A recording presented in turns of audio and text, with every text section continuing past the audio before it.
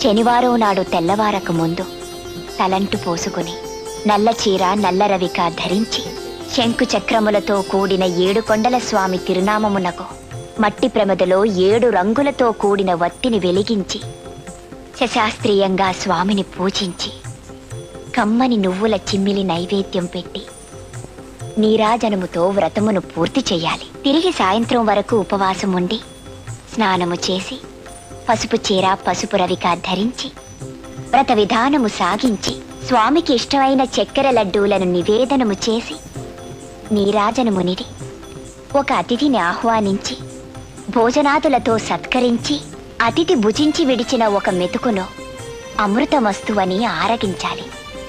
అప్పటికి ఆనాటి శనివార వ్రతం పూర్తవుతుంది. ఈ విధంగా 7 శనివారములు వ్రతమును చేసినచో ఉద్దేశించిన సత్ఫలమును పొందగలరు.